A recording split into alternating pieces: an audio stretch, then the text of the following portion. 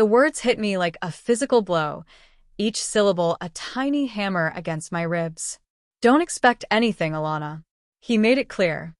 That was my brother, Marcus, his voice a low growl, devoid of any warmth. He didn't even look at me, his gaze fixed somewhere over my shoulder, as if I were a ghost he'd rather not acknowledge. My fingers tightened around Leo's hand. His small hand, usually so full of boundless energy, was now still and trembling within mine. I managed a weak smile down at him, hoping it wouldn't betray the turmoil churning inside. He always had a way of seeing right through me. I hadn't even crossed the threshold properly, hadn't had a chance to take in the familiar, yet unwelcoming, surroundings. But the message was unmistakable. I was an outsider. A stray thread that needed to be snipped clean. Marcus stood like a gatekeeper, rigid and unyielding. His tailored suit, the expensive watch, it all screamed of a life meticulously constructed, a life where I clearly didn't fit. Then there was Aunt Clara, Dad's sister. She let out this dry, humorless laugh. Leaning back in her plush armchair, she linked her fingers behind her head, that self-satisfied smirk plastered across her face. It was a smirk I'd seen countless times, usually before she delivered some particularly cruel observation. "Even the boy knows it's a waste of time," she drawled, nodding in Leo's direction, as if he were an exhibit in a museum, not a bright, sensitive child. Leo's eyes dropped to the floor. My heart cracked a little more. All around the room, heads bobbed in agreement. Cousins I barely recognized, old family friends whose loyalties had long since solidified, neighbors who'd always seemed to relish the drama of our family feuds. I swallowed hard. My throat felt like sandpaper. The air was thick with the scent of old money, leather, and Clara's cloying perfume. It was a suffocating atmosphere. I could feel my pulse throbbing in my ears, a hot, humiliating flush creeping up my neck. I guided Leo towards the farthest chair, tucked away at the end of the long, polished table, as far removed from the hostile gathering as possible. The chair groaned in protest as I sat, and Leo climbed up beside me, his legs dangling above the floor. He sat with his hands folded neatly in his lap, trying, I suspected, to shrink into invisibility. Marcus finally turned his head, his gaze sweeping over us with thinly veiled disdain. When our eyes met, he offered a parody of a smile. It was all ice, no warmth. "You know this is pointless, right, Alana?" he said, his voice smooth and dangerously quiet. "Dad rewrote the will. Cut you out entirely. Said you were dead to him." I couldn't respond. My tongue felt heavy, useless. All I could manage was a slight nod, a feeble attempt to convey some semblance of understanding. But inside, a chorus of questions screamed. Why did I even come? What foolish hope had possessed me? Maybe, just maybe, there would be something. A hidden message. A brief acknowledgement that he'd remembered me. Something to explain the years of silence. Instead, I was back in this suffocating room, surrounded by people who had effectively written me out of the family story long before they'd laid him to rest. And I was about to get up and leave, to escape this suffocating atmosphere before they started dissecting his life and divvying up his possessions like vultures, when the heavy oak doors creaked open. Mr. Caldwell, my father's lawyer, entered. He was carrying a thick, bound folder under his arm. He looked exactly as I remembered, impeccably dressed, a weary kindness in his eyes, his face an unreadable mask. The room fell silent. Everyone straightened up, a flicker of anticipation in their eyes. This was it. I braced myself for the inevitable wave of humiliation. I had come here expecting nothing, and I was almost certain that's exactly what I'd leave with. Or so I thought. Because what none of them knew, not Marcus, not Clara, not even me, was that Leo had brought something with him. And with 7 simple words, he would shatter their carefully constructed reality. You forgot about the video Grandpa made. 8 years. It had been 8 years since I'd last been in a room with my family. 8 years since I'd packed what little I could carry, taken 2-year-old Leo, and walked away without a backward glance. Not because I wanted to, but because I had no other choice. Every conversation with my father, Robert, had devolved into either icy silence or a shouting match. Every family gathering felt like navigating a minefield while forcing a smile for the cameras. And now, here I was, back in a place that still carried the lingering scent of his cigars and the heavy weight of unspoken anger. The irony wasn't lost on me. I hadn't even known I was included in the will reading. The formal envelope had arrived 3 days after the funeral, devoid of any personal note, just the date, time, and address in Mr. Caldwell's precise script. For a moment, I'd entertained the idea that it was a mistake. Maybe they'd intended it for Marcus. Or perhaps it was just one final, cruel jest from beyond the grave. But Leo was the one who insisted we come. He'd looked up at me with those big, earnest eyes, his voice soft but firm. "We should go, Mom," he'd said. "Maybe there's something you need to hear." I still don't quite understand how a 10-year-old can possess such profound intuition, but he does. Sometimes it feels like he sees the world with a clarity that most adults have long since lost. So, we came. I wore the simple black dress I hadn't touched since my mother's funeral, and he chose a little button-down shirt, insisting it made him feel respectful. I braided his hair that morning, my hands trembling slightly, and he told me I looked beautiful. He didn't know I'd barely slept, that I was terrified of facing the people who had treated me like I was invisible for almost a decade. I knew the narrative they'd spun about me. Marcus, the dutiful son, the one who stayed, who shouldered the responsibilities, who made sure everyone witnessed his sacrifices. He'd perfected the story over the years, repeating it so often it had become their gospel. Alana abandoned us. Alana couldn't handle the real world. Alana ran away. They never bothered to ask why I left. They either didn't know or didn't care that Dad had essentially cut me out of his life when I refused to stay in a marriage that was slowly destroying me. That when I'd shown up at his door with Leo and a suitcase, he turned us away without a word. That the one person who was supposed to be my safe harbor had become just another obstacle. Aunt Clara certainly didn't help. She was Dad's shadow, echoing his bitterness. Family sticks together. Blood is thicker than water. Don't come crawling back. And Marcus, he'd absorbed it all, weaponizing their words, turning them into a script he wielded with ruthless precision. So eventually I stopped trying. I built a quiet life for Leo and me. It wasn't always easy, but we had our peace, our love, our laughter. Yet, a tiny ember of hope still flickered within me. The fragile possibility that, in the end, Dad might have seen things differently, might have regretted the chasm that had grown between us, might have left behind some small token of reconciliation. Maybe that's why I opened the envelope, why I was here. But now, sitting in this room, surrounded by their hard stares and smug smiles, I felt foolish for clinging to that hope. Leo hadn't uttered a word since we'd arrived. He sat upright, his hands clasped in his lap, his eyes moving around the room, studying each face as if he were trying to decipher some complex code. His composure was unsettling, almost eerie. It was like he was waiting for something. And then, Mr. Caldwell cleared his throat, the sound sharp in the heavy silence, and opened the folder. I leaned back in my chair, whispering a silent mantra to myself. Just get through this. Don't let them see you break. But Leo, he was holding on to something far more significant than grief. And before this was over, he would prove to be the only one in that room who had truly listened to my father. Mr. Caldwell cleared his throat again, that deliberate sound lawyers make when they want to command attention without actually having to ask for it. He adjusted his glasses, flipped open the folder, and began to read the will as if it were nothing more than a mundane Tuesday afternoon. The opening lines were a blur, legal jargon about the estate, executors, and various declarations. My mind raced, not focusing on his words, but on the inevitable moment when my name wouldn't be mentioned. With each pause, each turn of a page, I held my breath, a tiny, defiant part of me still praying for a different outcome.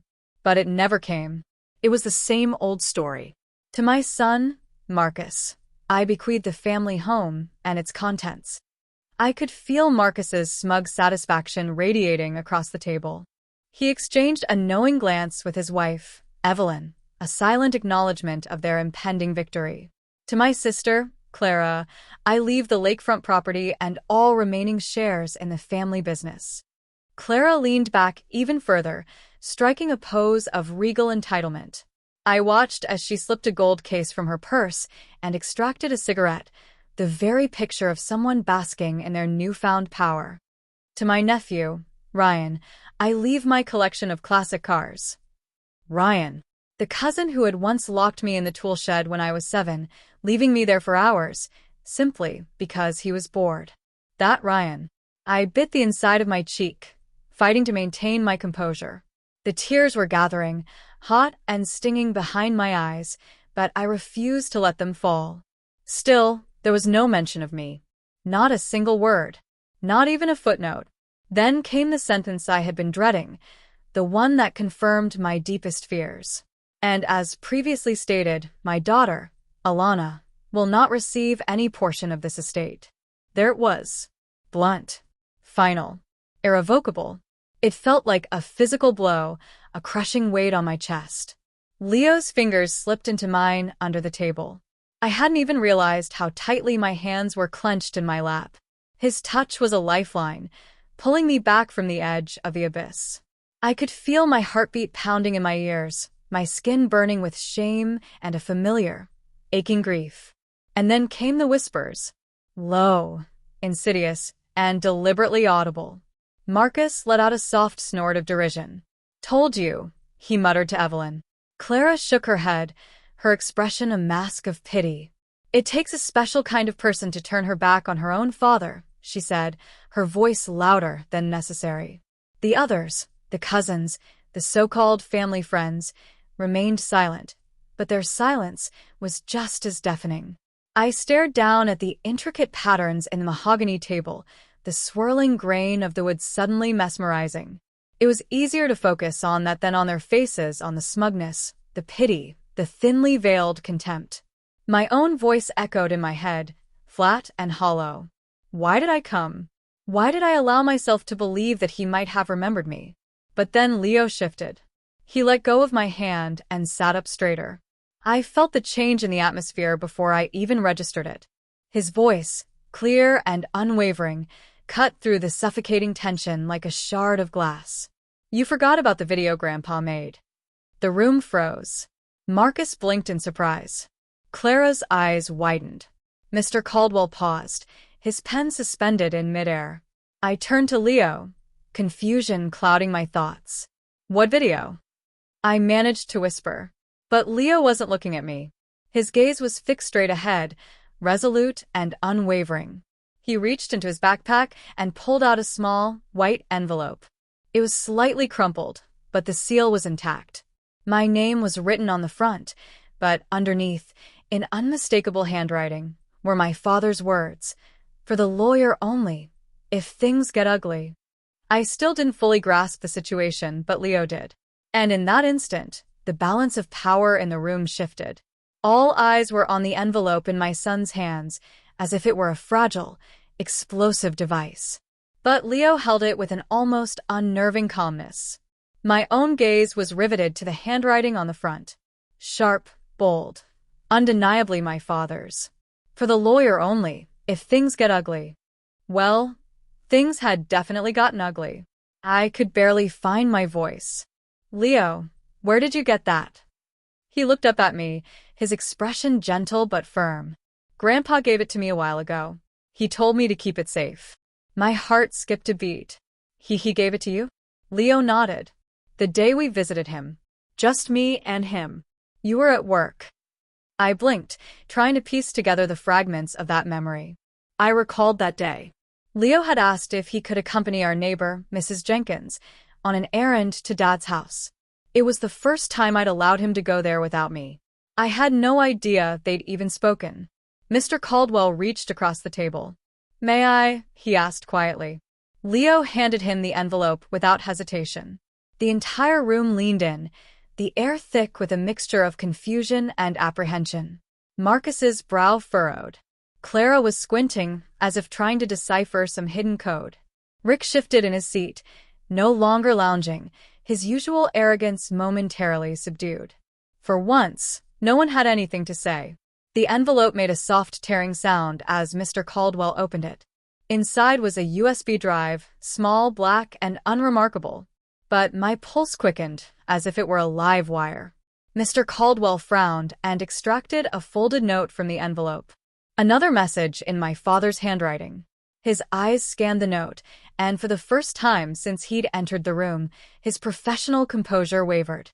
Just slightly, but it was there. He didn't speak immediately.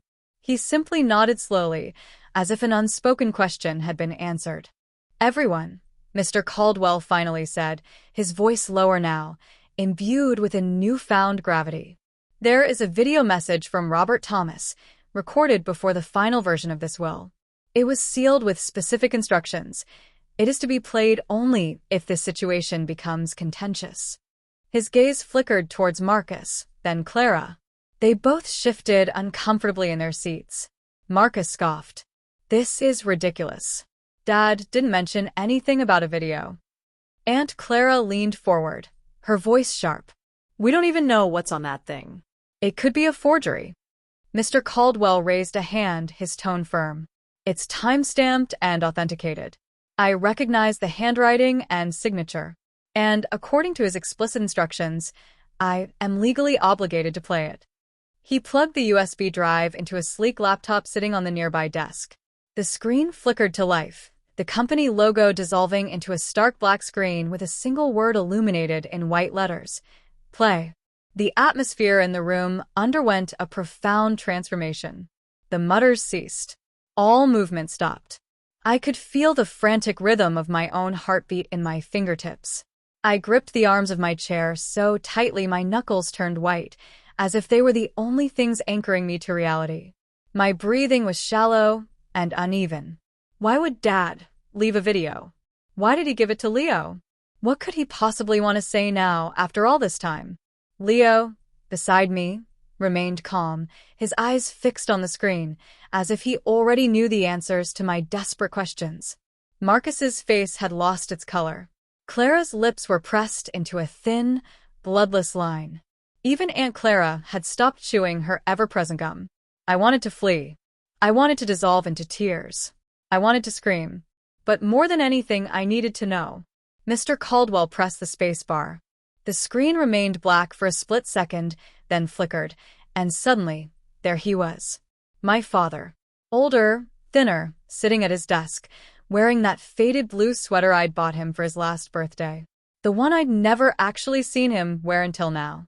His hands were folded on the desk, his expression not cold, just weary. He looked directly into the camera, and then he began to speak. I didn't dare breathe. Not when the screen illuminated. Not when I saw his face. Not when I heard the first two words he uttered. "Hello, Alana." He looked older than my memory held him. The lines around his eyes were deeper, his skin more fragile, his once proud shoulders slightly stooped. But it was him, Robert Thomas, sitting at that same worn oak desk, with the antique globe spinning softly behind him, just like when I was a child. Only this time, his expression wasn't stern or distant. It was human. "If you're watching this," he continued, his voice a little rough around the edges, "then I'm gone. And I'm guessing things didn't exactly go smoothly at the reading." He shifted slightly, his fingers twitching on the desk, a nervous habit I'd inherited. It was disconcerting to see that familiar gesture after so long. "I didn't expect a sudden outbreak of peace between you and the others. I know what they think of you. Hell, I know what I said about you." He paused, his gaze dropping for a moment, and he swallowed hard. My breath hitched in my throat. My nails dug into the plush armrest of the chair. Leo glanced up at me, his expression unreadable, but I couldn't tear my eyes away from the screen. I believed what Marcus and Clara told me," Dad confessed. "I believed that you left because you didn't care. I didn't ask questions. I didn't listen to your side of the story. Not once. You tried to explain, and I shut the door in your face. On you and Leo." I could feel Marcus shift in his seat, a sharp, rustling sound in the silence. I still didn't look at him. I was too consumed by the image on the screen, by the unfamiliar vulnerability in my father's voice. It cracked, just barely, when he spoke again. I thought being strong meant being unyielding, being proud. That if you walked away, it was a betrayal. But I was wrong. He shook his head slowly, a gesture of profound regret. Strength is showing up. It's protecting your child. And you did that, Alana. You did what I couldn't. His eyes glistened, and suddenly, my own vision blurred with unshed tears. I met Leo one day, he said, a hint of a smile touching his lips. When he stopped by the house. Just the two of us. That boy, he doesn't say much, but when I asked him about you, he looked me right in the eye and said, "My mom is the safest place in the world." My hand flew to my mouth, stifling a sob. The words were simple, yet they carried a weight that threatened to crush me. "I lost you, Alana," Dad admitted, his voice thick with emotion. "I see that now. I lost my daughter because I couldn't stop being right long enough to love you the way you needed. But I won't let my final act be another rejection." He cleared his throat, squared his shoulders, and looked directly into the camera, his gaze unwavering. "So, I changed the will." A collective gasp swept through the room. A chair scraped against the floor, Marcus's, I think. Clara muttered something under her breath, but the sound was lost in the rush of blood pounding in my ears. I could barely hear anything except the sound of my father's voice, resonating through the silence. "I've left the house to you and Leo. The savings, the retirement fund, it's all yours. And I've set up a college trust for Leo. I know it doesn't undo the damage. It doesn't fix what I broke. But I want you to have the security, the peace of mind that I couldn't give you when I was alive." He paused, then leaned slightly closer to the camera, his eyes filled with a plea. "And if they're angry, Alana, let them be angry. You earned this. You lived through it all, and you never stopped being a mother. That's more than I ever managed." A lump formed in my throat, so large it felt like it was choking me. "I'm proud of you," he said, his voice thick with emotion. "And I love you, Alana. I always did. I didn't know how to show it." Then, just before the video faded to black, he added quietly, almost as an afterthought, "Take care of my grandson. And tell him thank you." The screen went dark. No music swelled, no gentle fade out. Just blackness. Pure, absolute silence descended upon the room. It was a silence so profound it felt almost holy. Around me, chairs creaked, someone sniffed, "Clara, I think," but I couldn't move. I remained frozen, my hand still pressed against my mouth, tears streaming down my cheeks, feeling as if a burden I hadn't even realized I was carrying had finally been lifted. After all the years of noise, of blame, of exile, of silence, he had heard me. He had finally seen me. And in the stillness that followed, no one could take that away. No one dared to speak when the screen went black. Not Marcus, not Clara, not the cousins or the family friends who had once smiled politely while completely ignoring the weight I carried. Even Mr. Caldwell sat motionless, his hand hovering over the mouse, as if stopping the video had also stopped time itself. And perhaps, in a way, it had. I don't know how long I sat there, lost in the echo of my father's words. My hand was still clamped over my mouth, my cheeks wet with tears, but I was barely aware of the physical sensations. I was suspended in a strange, timeless space, where grief and relief intertwined, where the past and the present collided. Then, I felt Leo's small hand slip into mine again. He wasn't crying. He simply looked up at me with this quiet, knowing smile, as if he had been patiently waiting for the truth to finally find its voice. I leaned down and kissed the top of his head, my heart overflowing with emotions too complex for words: love, relief, grief, gratitude, all swirling together in a potent cocktail. Across the room, Marcus stood abruptly, his chair scraping loudly against the polished floor. He grabbed his briefcase with trembling hands and stormed out of the room without uttering a single word. His wife, Evelyn, trailed behind him, her face flushed with anger, muttering something under her breath that I couldn't quite decipher. Clara remained seated for a long moment, her jaw clenched, her eyes fixed on some distant point. When she finally rose, She cast a brief, almost bewildered glance at Mr. Caldwell, as if searching for an explanation, a loophole, anything to negate the reality of what had just transpired. But even she seemed to realize the futility of protest. My father had spoken, and his truth was undeniable. The others followed suit one by one. Some couldn't meet my gaze, their expressions shifting between discomfort and shame. A few offered hesitant nods, a gesture that could have been interpreted as pity or perhaps even a grudging respect. I couldn't quite tell. Soon, only the three of us remained: Leo, Mr. Caldwell, and me. Mr. Caldwell gently closed the folder, his movements deliberate and respectful. He cleared his throat, his voice softer than before. "There will be some paperwork, of course," he said, "but everything is in order." I nodded, still unable to find my own voice. What could I possibly say? He offered a small, genuine smile, a gesture of quiet understanding, and then he left us alone in the room. The silence that followed was unlike any I had experienced before. It wasn't the heavy, oppressive silence of unspoken resentments, the silence that had haunted our family gatherings for so many years. This silence was different. It was peaceful, almost restorative, as if the room itself was exhaling a collective sigh of relief. It felt like something had finally settled into its rightful place. We lingered in the room for a while longer. I'm not entirely sure why. Perhaps I needed more time to simply breathe, to absorb the enormity of what had happened. Or maybe I wanted to bask in the unfamiliar sensation of belonging, to let the echoes of my father's voice wash over me one last time in the very place where I had so often felt like an outsider. I kept replaying his words in my mind. "I'm proud of you." 3 simple words, yet they carried the weight of 1,000 unspoken feelings, a lifetime of longing finally addressed.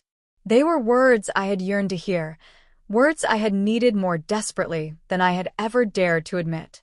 I thought about everything I had carried for so long, the years of estrangement, the sting of blame, the pain of being erased from their narrative. And now I was seen.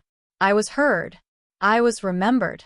I looked at Leo again, his presence a steady anchor in the midst of the emotional storm. "Thank you," I whispered, my voice thick with emotion. He tilted his head, his brow furrowed slightly. "For what, Mom?" "For being braver than me," I said, my voice catching. "For holding on to that envelope, for believing that Grandpa had something important to say." He smiled, a simple, radiant smile that chased away the shadows that had clung to my heart for so long. "I just wanted you to hear him." And I had. Not just in the video, but in the profound shift that had occurred in the room, in the palpable sense of closure that enveloped us once the others had departed. That's the extraordinary thing about truth. It doesn't always arrive when you expect it, or in the form you anticipate. But when it does, it possesses the power to reshape everything. So no, I didn't leave that room broken and defeated. I walked out holding my son's hand, my father's belated words of love and acceptance echoing in my chest. I walked out feeling, for the first time in what seemed like an eternity, whole. And that silence finally held meaning. The days that followed were a whirlwind. There was the practical side of things, the legal paperwork, the transfer of the house and finances, all of which Mr. Caldwell handled with quiet efficiency. But there was also the emotional processing, the slow unraveling of years of hurt and resentment. It wasn't easy. There were moments when the old wounds throbbed, when the ingrained sense of being an outsider resurfaced. But then I would look at Leo, at his unwavering belief in me, at the tangible evidence of my father's change of heart, and the healing would continue. The house itself felt strange at first. It was filled with echoes of the past, with memories both painful and precious. Leo, however, embraced it with an unbridled enthusiasm that was infectious. He explored every nook and cranny, turning the dusty attic into his own personal observatory and transforming the overgrown garden into a vibrant haven for butterflies. His joy was a balm to my soul, a constant reminder that even from the most tangled roots, beauty could blossom. The most challenging part was navigating the aftermath with Marcus and Clara. There were no dramatic confrontations, no tearful apologies. Instead, there was a strained, awkward silence whenever our paths crossed, a careful avoidance of any meaningful conversation. I realized, with a sense of both sadness and acceptance, that our relationships might never be fully repaired. The years of damage ran too deep. But I also understood that I couldn't allow their bitterness to dictate my happiness. I had Leo, I had a fresh start, and I had finally found a measure of peace within myself. That was enough. One evening, as the sun dipped below the horizon, painting the sky in hues of orange and purple, Leo and I sat on the porch swing, watching fireflies dance in the twilight. He leaned his head against my shoulder, his small hand finding mine. "Mom," he said softly, "do you think Grandpa is watching us?" I smiled, a genuine, heartfelt smile that reached all the way to my eyes. "I don't know, sweetie," I replied, "but I like to think that he is. And I like to think that he's finally proud of the life we're building." In that moment, surrounded by the quiet beauty of the evening, I felt an overwhelming sense of gratitude. For my son, for my father's belated redemption, and for the unexpected path that had led us to this place of healing and hope. The laughter of my son filled the air, a melody of pure joy, and in its echo, I found my own peace.